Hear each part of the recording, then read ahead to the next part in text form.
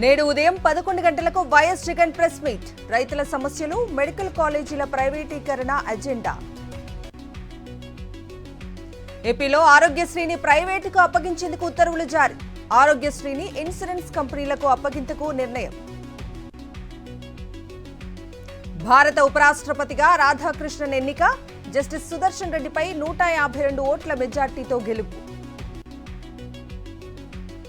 ఉపరాష్ట్రపతిగా ఎన్నికైన రాధాకృష్ణన్ కు వైఎస్ జగన్ అభినందనలు.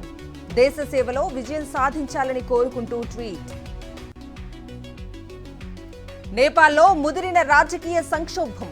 అధ్యక్షుడు రామచంద్ర పౌడేల్ రాజీనామా.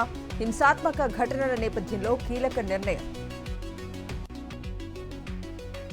కర్నూలులో కూటమి నేతల ఇసుక దోపిడీపై బీజేపీ ఎమ్మెల్యే పార్థసారథి మండిపాటు. నిర్ణయించిన ధర కంటే ఎక్కువకు అమ్మి లూటీకి పాల్పడుతున్నారని ఫైర్. కాఫీ రైతులకు కనీస ధర అయినా ఇవ్వండి. Araku MLA demand. తీవ్రంగా నష్టపోయిన కాఫీ రైతులను ఆదుకోవాలన్న మత్స్యలింగం. అన్నమయ్య జిల్లా మదనపల్లి ఆర్టీసీ బస్టాండ్లో ప్రయాణికుల ఇబ్బందులు. బస్సులు చంద్రబాబు సభకు తరలిపోవడంతో ప్రయాణ ప్రాంగణాల్లో పడిగాపులు. భద్రాద్రి జిల్లా కొత్తగూడెం నియోజకవర్గంలో ఎమ్మెల్యే కూనంనేని పర్యటన. లబ్ధిదారులకు కళ్యాణ లక్ష్మి, షాదీ ముబారక్ చెక్కుల పంపిణీ. ఢిల్లీలో జాతీయ రహదారుల మంత్రి నితిన్ గడ్కరీతో సీఎం రేవంత్ రెడ్డి భేటీ. RRR పన్నుల ప్రారంభానికి ఆర్థిక, కేబినెట్ అనుమతులు ఇప్పించాలని వినతి. మైలవరం నియోజకవర్గంలో ఎన్టీఆర్ జిల్లా కలెక్టర్ లక్ష్మీ షా పర్యటన.